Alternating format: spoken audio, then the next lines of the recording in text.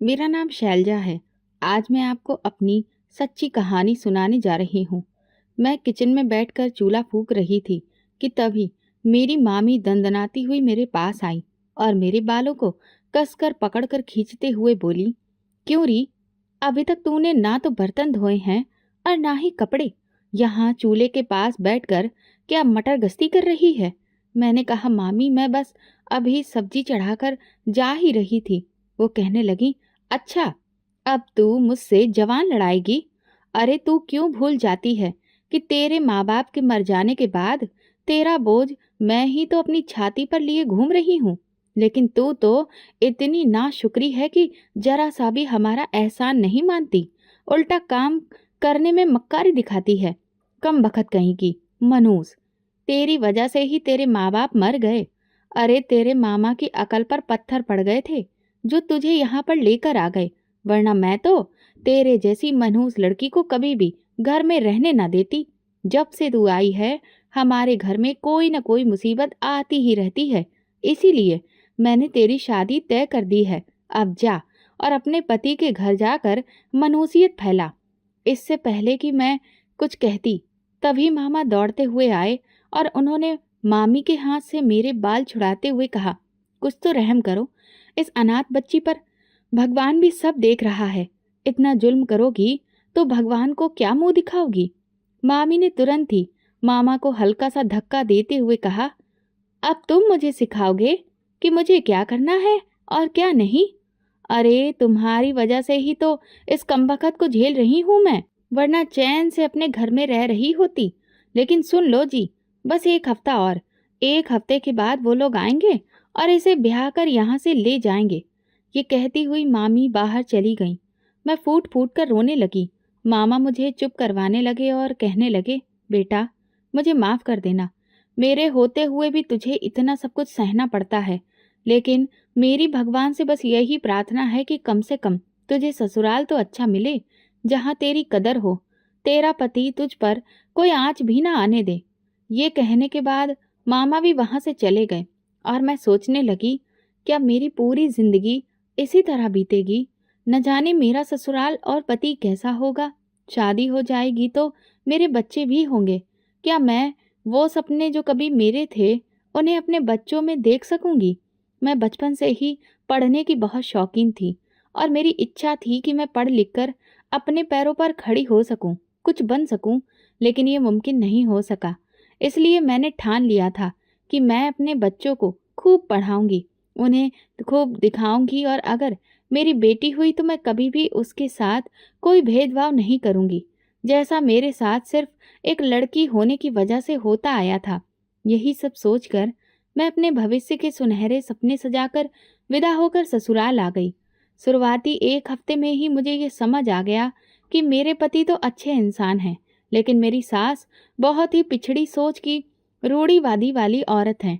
वो अपनी बहू से ये अपेक्षा रखती थी कि वो उनके बेटे को भगवान की तरह माने और उसके लिए ऐसे काम करे जैसे कि वो उसकी पत्नी नहीं बल्कि उसकी नौकरानी हो, जैसे मेरा कोई अस्तित्व ही ना हो। ना मैं थक सकती हूँ, ना मुझे कोई दुख या तकलीफ हो सकती है, ना मैं बीमार पड़ सकती हूँ। वो सुबह से लेकर शाम तक मुझे एक टांग पर काम के लिए नचाती रहती थी।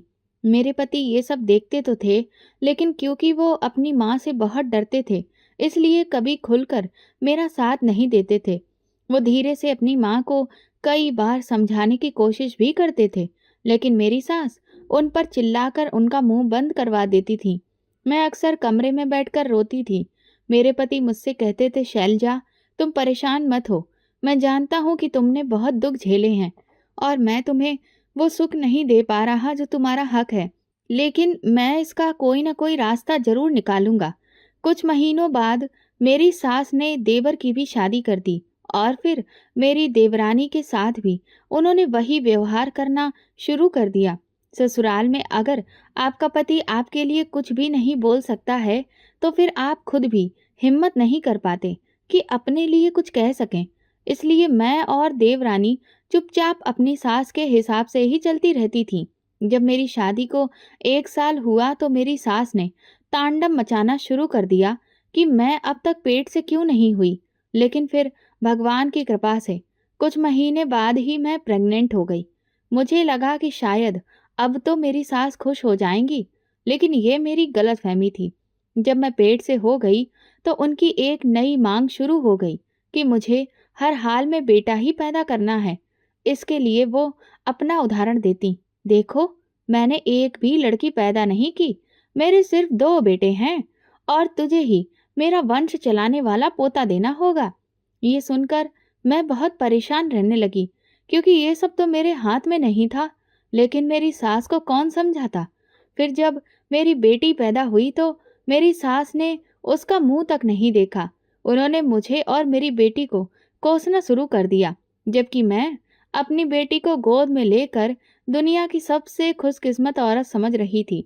उसे जब मैंने पहली बार गोद में लिया, तभी मैंने तय कर लिया था कि मैं अपनी बेटी को खूब पढ़ाऊंगी लिखाऊंगी और वो जो बनना चाहेगी वो बनाऊंगी। लेकिन घर आते ही मेरी सास ने हंगामा करना शुरू कर दिया कि मैंने बेटी पैदा की है और अब मुझे जल्द से जल्द उन्हें पोता भी देना होगा, वरना वो मुझे मेरे मामा के घर वापस छोड़ आएंगी।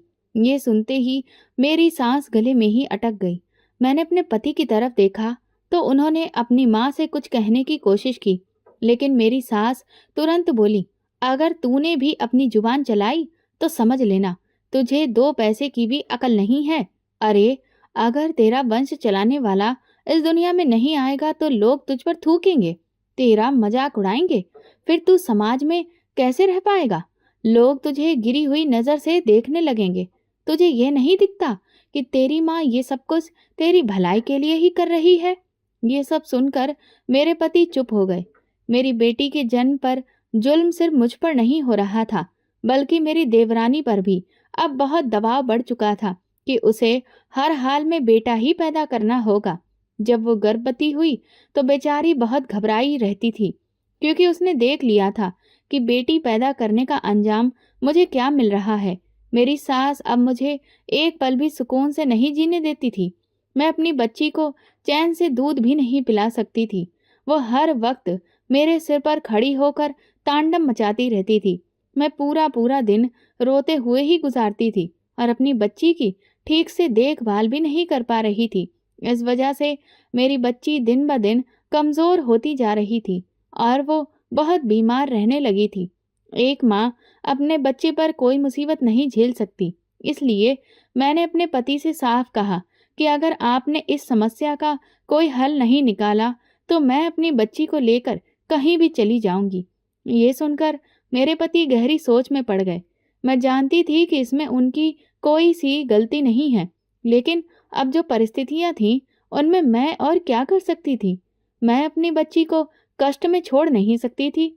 धीरे धीरे वक्त गुजरा और मेरी देवरानी को प्रसव पीड़ा शुरू हो गई। उधर मेरी सास ने पहले से ही उसे धमकाना शुरू कर दिया था कि अगर उसने बेटी पैदा की तो उसका क्या हाल होगा। वो बेचारी वैसे ही दर्द से जूझ रही थी और ऊपर से मेरी सास उसका बीपी और बढ़ा रही थी। ये देखकर मुझे अपनी सास पर बहुत गुस्सा आया, लेकिन मैं मजबूरी में चुप रही। खैर, देवरानी पर भगवान की कृपा रही और उसने बेटे को जन्म दिया। अब तो मेरी सास की खुशी का कोई ठिकाना नहीं था। मैं भी देवरानी के बेटे के जन्म पर खुश थी, लेकिन अब मेरी सास मेरी बेटी को लेकर दिन रात ताने देने लगी थी। मुझे समझ में नहीं आता था कि मैं इन सब का सामना कैसे करूं। मेरी मासूम बच्ची को तो ये भी नहीं पता था कि उसकी क्या गलती है। धीरे धीरे जैसे जैसे वो बड़ी हुई, वो कई बार मेरे लाख मना करने के बावजूद भी अपनी दादी के पास चली जाती थी और दादी दादी कहती थी।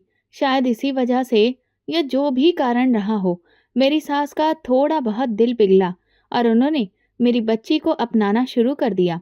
ये देखकर मुझे बहुत सुकून मिला, लेकिन इसका मतलब ये नहीं था कि बेटा और बेटी का भेदभाव उनके मन से खत्म हो गया था। जो सुविधाएं, खाना पीना देवरानी के बेटे को मिलता था, वो मेरी बेटी को कभी नसीब नहीं होता था और ये सब अब मुझसे बर्दाश्त नहीं हो रहा था।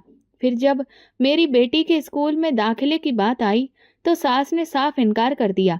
उनका कहना था कि बेटियों को पढ़ाने लिखाने की कोई जरूरत नहीं होती, उन्हें तो शादी करके चूल्हा चौका ही संभालना होता है। तो फिर बेवजह उन पर पैसा क्यों खर्च किया जाए?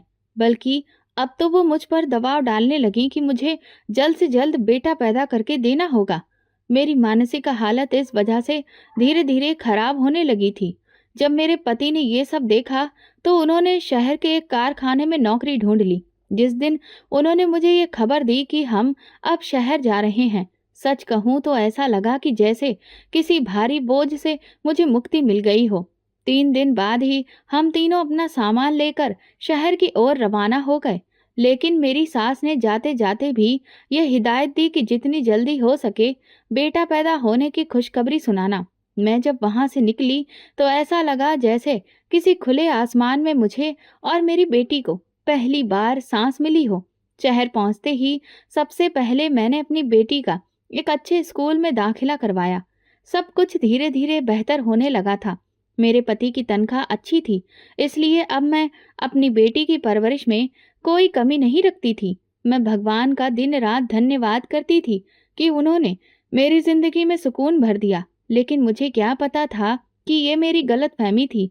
एक दिन जब मैं अपनी बेटी का होमवर्क करवा रही थी, तभी मेरे पति कारखाने से लौटे। वो बहुत परेशान लग रहे थे। मैंने पूछा, क्या हुआ जी? तो वो बोले, हमें अब यहाँ से जल्द निकलकर गांव लौटना होगा। ये सुनते ही मेरे पैरों तले से जमीन खिसक गई। चंद सेकंड में मेरी सास के सारे जुल्म मेरी आंखों के सामने घूम गए। मैंने घबराकर पूछा, पर ऐसा क्यों? तो उन्होंने बताया, दरअसल एक भयंकर महामारी पूरे शहर में फैल रही है, जिसकी वजह से कारखाना भी बंद किया जा रहा है। सारे मजदूर पलायन कर रहे हैं। अगर हम समय से नहीं निकले तो रेलगाड़ी, बसें, ट्रांसपोर्ट सब बंद हो जाएंगे और फिर हम यहीं फंसकर रह जाएंगे। अब तो कमाई का भी कोई जरिया नहीं रहेगा। फिर यहाँ पर रहकर खाएंगे क्या? मैंने अपने पति से कहा, लेकिन जानवी का स्कूल? वो कहने लगे, तुम पागल हो गई हो क्या? जब सब कुछ बंद हो रहा है तो स्कूल क्या खुले ही रहेंगे? ये एक बहुत ही भयंकर जानलेवा महामारी है। कब कैसे किसे हो जाए कुछ पता भी नहीं चलता। ये छूने से फैल रही है, हवा से फैल रही है, और अगर किसी को हो जाए तो उसका बचना नामुमकिन के बराबर होता है। ये सुनते ही मैं तो दंग रह गई। मैंने कभी भी ऐसी भयंकर बीमारी के बारे में सुना ही नहीं था। मेरे पति बोले, गांव में रहेंगे तो कम से कम सुरक्षित रहेंगे और रोजी रोटी भी चलती रहेगी। जानवी का एडमिशन भी हम गांव के किसी स्कूल में ही कर देंगे। मैंने कहा, यह आप क्या कह रहे हैं? तो क्या हम लोग अब वहीं पर रहेंगे? मेरे पति कहने लगे, फिलहाल तो मुझे ऐसा ही लग रहा है कि हम गांव से जल्दी वापस नहीं आ सकेंगे, क्योंकि ये बीमारी नियंत्रित करना बहुत मुश्किल होता जा रहा है। ऐसा नहीं है कि सिर्फ हमारा देश ही इस बीमारी से प्रभावित है, बल्कि ना जाने कितने ही दूसरे देश भी इसकी चपेट में आ गए हैं और वे भी इसका मुकाबला नहीं कर पा रहे हैं। ये सब सुनकर तो मुझे दिन में तारे नजर आने लगे। मैं भगवान से प्रार्थना करने लगी कि वो इस मुसीबत को जितनी जल्दी हो सके टाल दे। लेकिन सबसे ज्यादा मैं इसीलिए परेशान थी कि अब मेरी सास कहीं फिर से मेरी बेटी के साथ वही व्यवहार ना करे। खैर, जो भी हो, शाम तक हम लोग सारा सामान बांधकर गांव की तरफ निकल लिए। रास्ते में हर कोई अपने घर जाने के लिए बहुत परेशान दिख रहा था। इतनी भीड़ और भगदड़ मैंने आज तक कभी नहीं देखी थी। घर पहुंचकर हमने चैन की सांस ली। कुछ दिन तो सुकून से बीते। सास भी थोड़ी शांत हो गई थी। शायद बढ़ती उम्र की वजह से मेरे पति ने जमींदार के खेतों पर काम करना शुरू कर दिया था, क्योंकि अब घर का खर्च तो जैसे तैसे चलना ही था ना। और मैं भी अब इस बात को स्वीकार कर चुकी थी कि अब शायद हमेशा के लिए हमें यहीं पर रहना पड़े। कुछ समय बीता तो मेरी सास ने एक बार फिर से मुझे समझाना शुरू कर दिया कि अब तो तेरी बेटी 9 साल की हो गई है और इतने सालों में तू एक बेटा तक पैदा नहीं कर पाई। भला तू चाहती क्या है? क्या तू मेरे बेटे का वंश ही खत्म कर देना चाहती है? ये सुनकर मैंने उनसे कहा, नहीं माँ जी, ऐसा कुछ भी नहीं है। लेकिन उन्होंने कहा, देख, मैं जानती हूँ कि मैंने तेरे साथ बहुत बुरा व्यवहार किया है, लेकिन तू उसके पीछे की वजह भी तो समझ। मैं तेरा और तेरी बच्ची का कोई बुरा नहीं चाहती। सोच, तेरी बच्ची को भी तो एक भाई मिलेगा जो उसकी पीठ को ढक सके, जो उसके सिर पर साया बन सके। ये सब सुनकर मुझे भी लगने लगा कि शायद मेरी सास ठीक कह रही है। मेरे पति भी सास की बातों से सहमत हो गए, लेकिन हमारी लाख कोशिशों के बावजूद भी कुछ नहीं हो पा रहा था। पहले तो पास के डॉक्टर से ही मेरा चेकअप करवाया गया, दवाइयाँ दिलवाईं, लेकिन जब उनसे भी कोई फ़ायदा नहीं मिला तो फिर उन्होंने घरेलू नुस्खों का सहारा लेना शुरू कर दिया। इस सब में तकरीबन 2 साल का वक्त और बीत गया और वो महामारी भी अब नियंत्रण में आ चुकी थी। मुझे लगा कि शायद अब तो मेरे पति वापस शहर जाएंगे, लेकिन उन्होंने कहा कारखाने के मालिक को बहुत बड़ा नुकसान हुआ है और इसीलिए उन्होंने सारा काम बंद कर दिया है। बाकी फैक्ट्री वालों ने भी अब आधे वर्करों से काम चलाना शुरू कर दिया है, क्योंकि सबको डर है कि ये बीमारी दोबारा कब पैर पसार ले, कुछ नहीं कहा जा सकता। ये सब सुनकर मुझे यही लगा कि अब गांव में रहना ही हमारे लिए ठीक रहेगा। मेरी बेटी गांव के स्कूल में ही पढ़ने जाने लगी थी। सब कुछ सही चल रहा था, बस मैं भी अब सास की बात मानकर बेटे के लिए पूरी कोशिश कर रही थी। जो भी पूजा पाठ, व्रत, उपवास, तावीज, धागे, सास जो भी कहती मैं चुपचाप करती रही। एक दिन जब मैं अपनी सास के साथ गांव वाले मंदिर जा रही थी तो रास्ते में गांव की एक औरत मिली। उसने सास को मिठाई खिलाते हुए कहा, मेरी बहू के 4 बेटियों के बाद बेटा हुआ है। ये सुनकर मेरी सास बहुत खुश हुई और पूछने लगी, ये चमत्कार कैसे हुआ? उस औरत ने कहा, अरे तुम्हें नहीं पता, जब से हम पहाड़ी वाले बाबा से मिले हैं हमारे घर में तो भगवान की रहमत ही बरस रही है।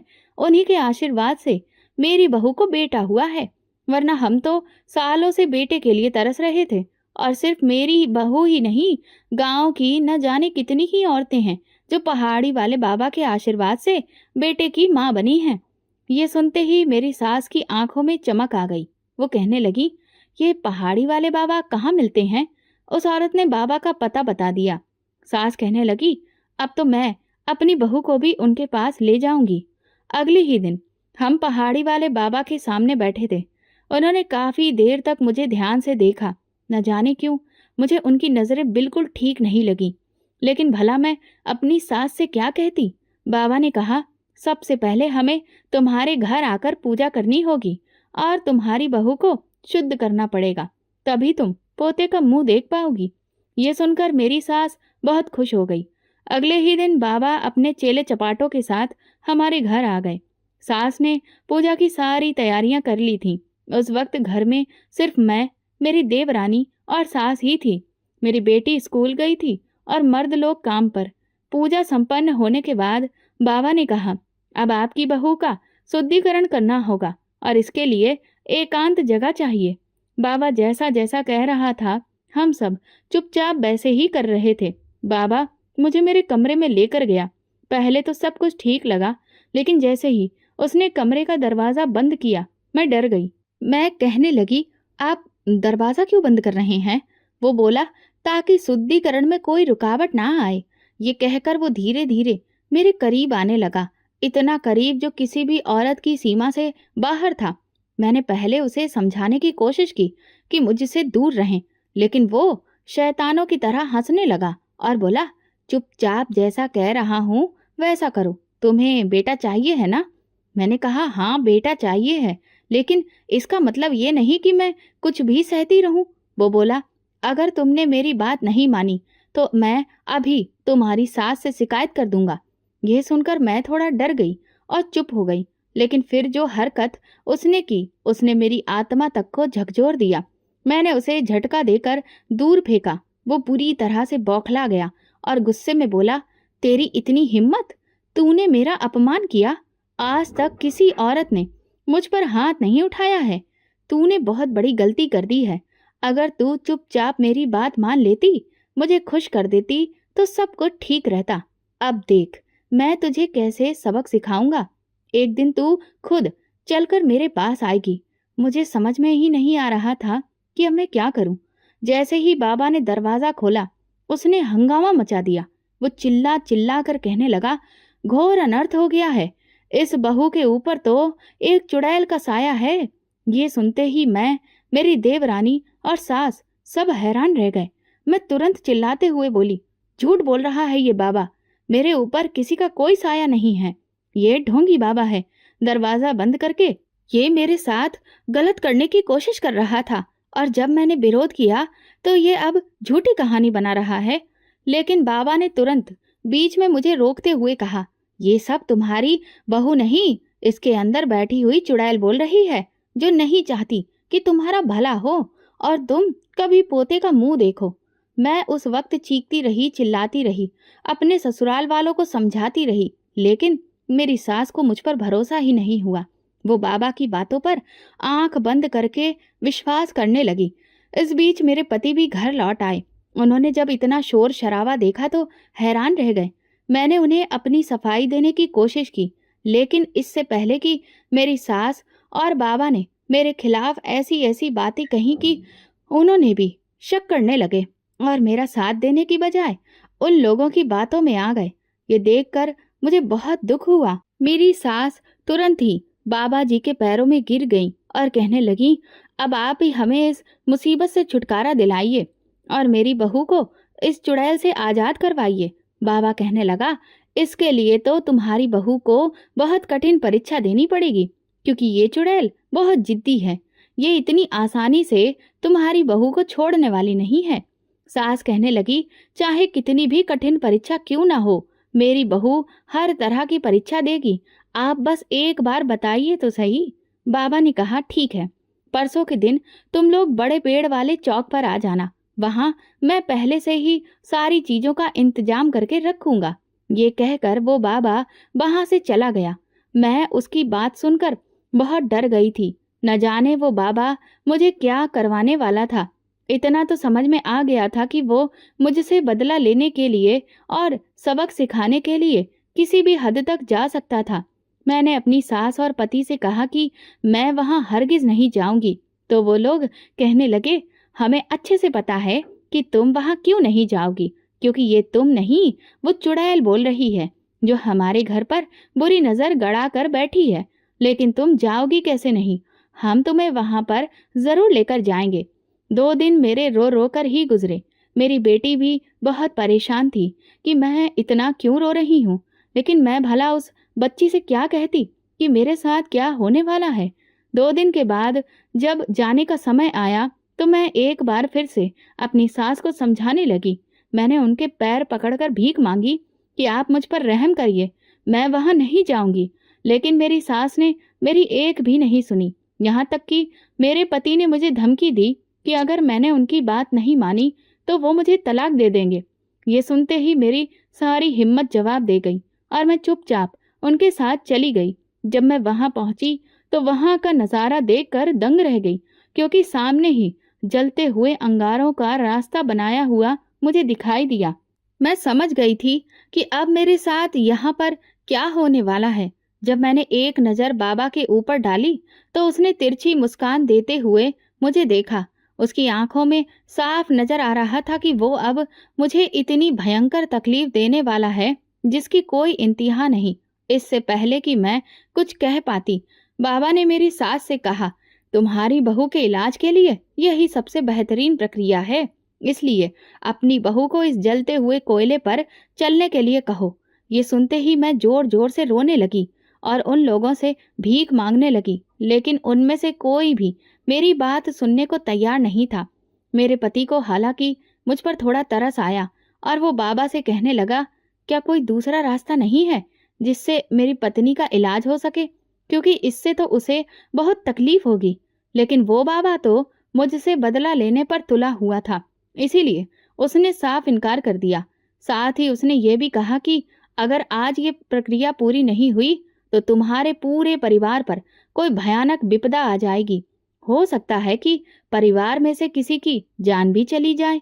ये सुनते ही मेरे पति भी पीछे हट गए और फिर मजबूरन मुझे उस बाबा की बात माननी पड़ी और उन जलते हुए कोयलों पर चलना पड़ा। कोयले पर चलने की वजह से मेरे पांव बहुत बुरी तरह से जल गए थे और मुझे चक्कर आने लगा। मैं आधी खुली आंखों से देख रही थी कि वो बाबा बहुत खुश हो रहा था। इसके बाद मुझे जैसे तैसे उठाकर घर लाया गया। मेरी सांसें बुरी तरह से फूली हुई थीं। बाबा कहने लगा, अब बेटा पैदा हो, इससे जुड़ी हुई प्रक्रिया को पूरा करने के लिए तुम्हें अपनी बहू को मेरे आश्रम में लेकर आना पड़ेगा। जिसके लिए मेरी सास और पति दोनों तैयार हो गए। फिर मेरा शुद्धिकरण एक बार फिर से करने के नाम पर बाबा ने सबको कमरे से बाहर निकाल दिया और मेरे पास आकर बैठ गया। धीरे से मेरे कान में बोला, देख मेरे खिलाफ जाने का नतीजा। ये कहते हुए वो जोर जोर से हंसने लगा और बोला, अब मेरी बात कान खोलकर सुन ले। अब तुझे मेरे आश्रम आना होगा और जो मैं चाहता हूँ वैसा ही करना होगा। अगर अब तूने मेरी बात मानने से मना किया तो समझ ले कि इस बार निशाना तू नहीं तेरी बेटी होगी। ये सुनते ही मेरे रोंगटे खड़े हो गए। वो बाबा इतना नीच इंसान था कि अपनी मनमानी के लिए किसी भी हद तक गिर सकता था, लेकिन मैंने ये कभी नहीं सोचा था कि उसकी गंदी नज़र मेरी बेटी पर भी होगी। वो कहने लगा, तू सोच ले, अगर इस बार तूने इनकार किया तो सजा तेरी बेटी को मिलेगी।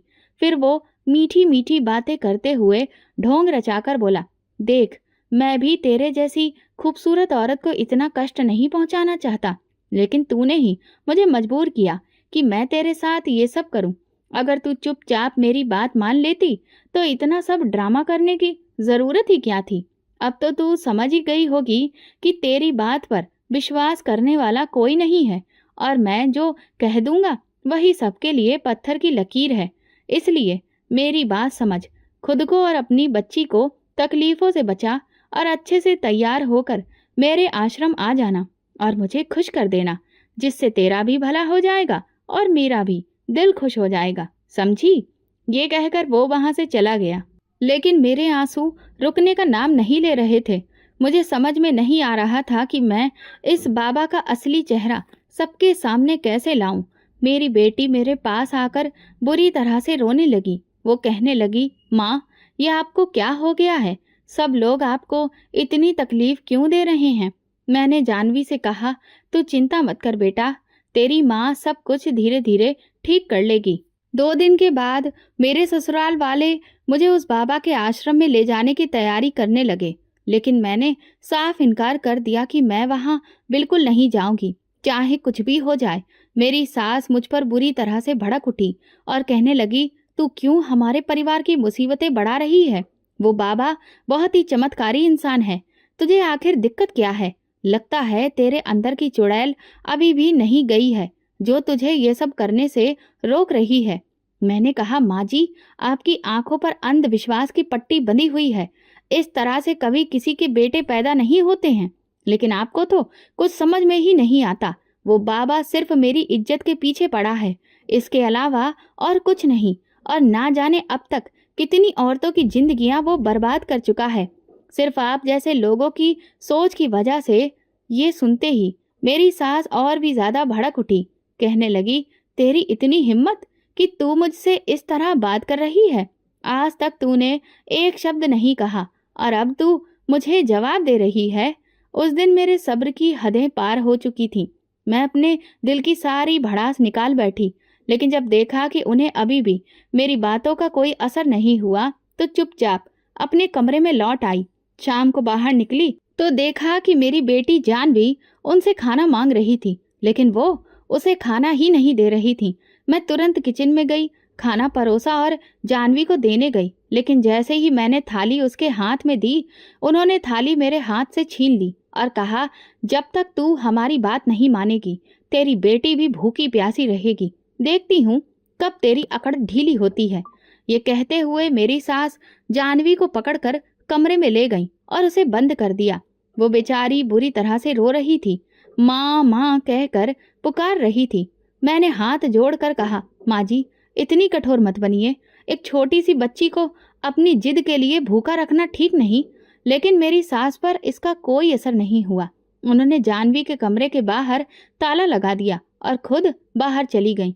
तभी मेरी देवरानी ने मुझे बताया कि दरअसल जब मैंने आश्रम जाने से इनकार किया था तो सास ने तुरंत बाबा को फोन कर दिया और बाबा ने ही कहा था कि आपकी बहू ऐसे नहीं मानेगी जब तक उसकी किसी कमजोरी पर वार न किया जाए। और इसी सलाह पर उन्होंने जानवी के साथ ये सब किया ताकि मैं मजबूर हो जाऊं। ये सुनते ही मेरा गुस्सा 7वें आसमान पर पहुंच गया।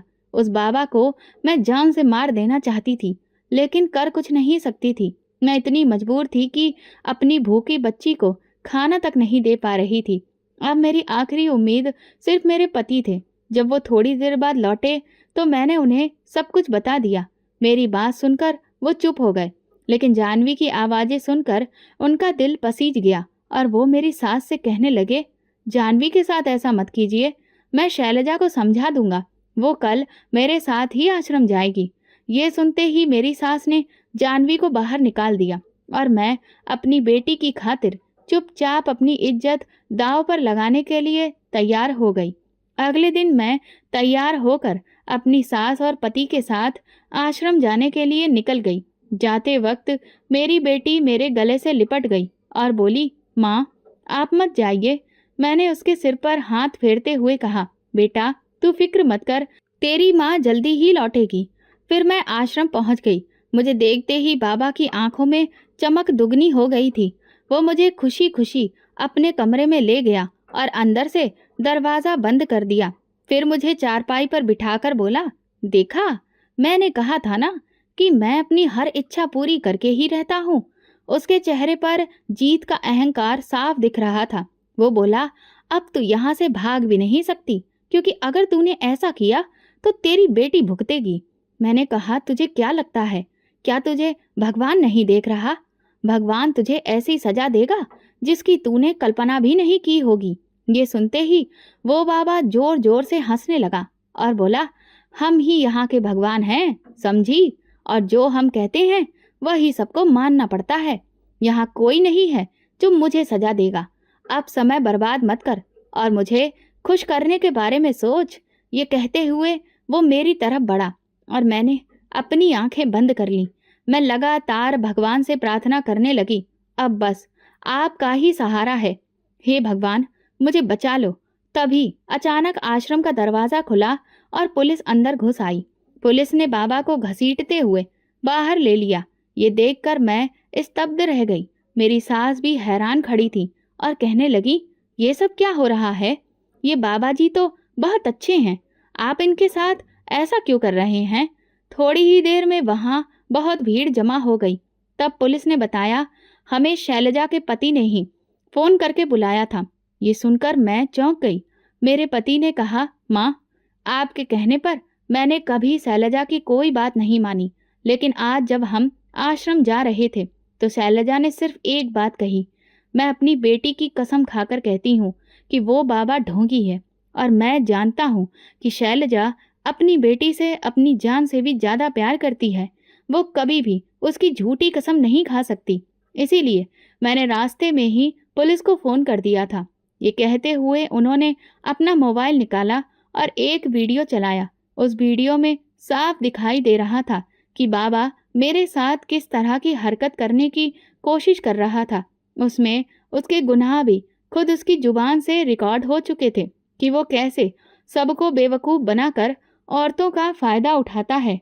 ये सब देखकर मेरी सास के पैरों तले से जमीन खिसक गई। वो आगे बढ़ी और उन्होंने बाबा के गाल पर जोरदार थप्पड़ मारा। इसके बाद पुलिस ने मेरे पति से वो वीडियो लेकर बाबा और उसके चेले चपाटों को गिरफ्तार कर लिया। मैंने अपनी सास से कहा, अंधविश्वास के चक्कर में न जाने कितनी ही औरतें इस बाबा के हाथों बर्बाद हुई हैं, और अगर समय रहते पुलिस नहीं आती तो मेरा भी वही हाल होता जो बाकी औरतों का हुआ है। इसके बाद हम लोग घर वापस आ गए। पूरे गांव को बाबा की असली सच्चाई पता चल चुकी थी। फिर जिन जिन औरतों के साथ बाबा ने गलत किया था उन्होंने भी खुलकर अपने बयान दिए। वे अब तक सिर्फ इसलिए चुप थी क्योंकि उन्हें अपनी इज्जत और शादीशुदा जिंदगी के बिगड़ जाने का डर था।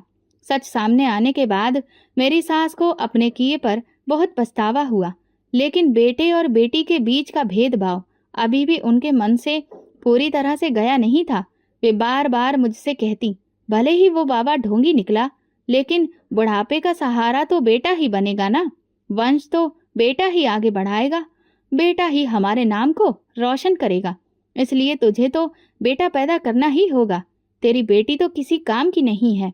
मैं ये सब सुन सुनकर बहुत परेशान हो चुकी थी, इसलिए मैंने अपने पति से कहा कि वे चाहे तो शहर वापस जाएं या ना जाएं, लेकिन मैं अपनी बेटी को लेकर शहर जा रही हूँ और खुद कोई छोटा मोटा काम करके उसकी परवरिश करूंगी। मेरा फैसला सुनने के बाद मेरे पति ने भी मेरा साथ दिया और फिर वो मेरे साथ शहर आ गए। मैंने ठान लिया था कि मैं अपनी बेटी को खूब पढ़ाऊंगी, लिखाऊंगी ताकि कोई भी उसे दबाने की कोशिश ना कर सके। इसलिए मैंने एक फैक्ट्री में काम करना शुरू कर दिया। इस तरह कई साल बीत गए। फिर एक दिन मेरे देवर का फोन आया और उन्होंने बताया कि माँ जी की आंखों की रोशनी अब पूरी तरह से चली गई है, इसीलिए वे उन्हें शहर भेज रहे हैं और हम उन्हें किसी अच्छे डॉक्टर को दिखाकर उनका इलाज करवा दें। कुछ समय बाद मेरी सास शहर आ गई। अब उन्हें पूरी तरह से दिखना बंद हो गया था। हम उन्हें एक बड़े अस्पताल में लेकर गए। डॉक्टर ने उन्हें देखकर कहा कि इनका ऑपरेशन होगा, जिसके बाद उनकी दोनों आंखें पूरी तरह से ठीक हो जाएंगी। मेरी सास इस बात से बहुत परेशान हो गई कि ऑपरेशन का खर्चा बहुत ज़्यादा होगा और इतने पैसे कहाँ से आएंगे। लेकिन मेरे पति ने उन्हें समझाया, आप फिक्र मत करें माँ, हम जैसे तैसे सब कुछ संभाल लेंगे। फिर मेरी सास का ऑपरेशन हो गया। कुछ दिनों के बाद जब उनकी आंखों की पट्टी खुली तो उन्हें सब कुछ साफ दिखाई देने लगा। लेकिन जैसे ही उनकी नज़र डॉक्टर पर पड़ी तो वो चौंक गईं। उन्होंने कहा, ये?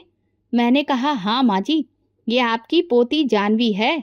इसी ने आपका ऑपरेशन किया है और आपकी आंखों की रोशनी वापस आई है।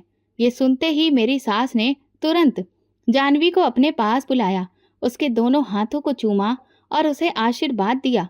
फिर उन्होंने मेरे सामने हाथ जोड़कर कहा, मुझे माफ़ कर दो शैलजा, मैं हमेशा यही कहती रही कि बेटा ही नाम रोशन करता है, लेकिन तूने मुझे गलत साबित कर दिया। तेरी बेटी ने तो बेटों से भी बढ़कर करके दिखाया है। ये सुनते ही मैं अपनी सास के गले लग गई। उस दिन मुझे इस बात की बहुत खुशी थी कि कम से कम मेरी सास को ये समझ आ गया कि जितने बेटे प्यारे होते हैं उतनी ही बेटियां भी प्यारी होती हैं। कुछ समय के बाद मेरी बेटी जब सरकारी डॉक्टर बन गई तो वो 3 महीने के लिए गांव के सरकारी अस्पताल में कैंप लगाने गई। वहां उसने सभी गांव वालों का मुफ्त में इलाज किया, जिससे गांव वाले जानवी की तारीफ करते नहीं थकते थे। वे बार बार मेरी सास से कहते, आप बहुत भाग्यशाली हैं जो जानवी जैसी पोती मिली है। ऐसी पोती तो सबको मिले। ये सुनकर मेरी सास की छाती गर्व से फूल जाती थी। अब उन्हें बार बार अपने भेदभाव वाले व्यवहार पर पछतावा होता था। आज मेरी बेटी एक बहुत बड़ी डॉक्टर है। हम सब बहुत सारी सुख सुविधाओं का आनंद ले रहे हैं और ये सब केवल हमारी बेटी की मेहनत का नतीजा है। मेरी सास अब जानवी की तारीफ करते नहीं थकती। ये सब देखकर मुझे बहुत खुशी होती है। तो दोस्तों, आपको अगर हमारी कहानी पसंद आई हो तो प्लीज़ कमेंट करके ज़रूर बताइएगा और इस तरह की अंधविश्वास भरी सोच और बेटा बेटी के भेदभाव पर अपनी राय ज़रूर दीजिएगा। वीडियो को लाइक करिए और ज़्यादा से ज़्यादा शेयर करिए।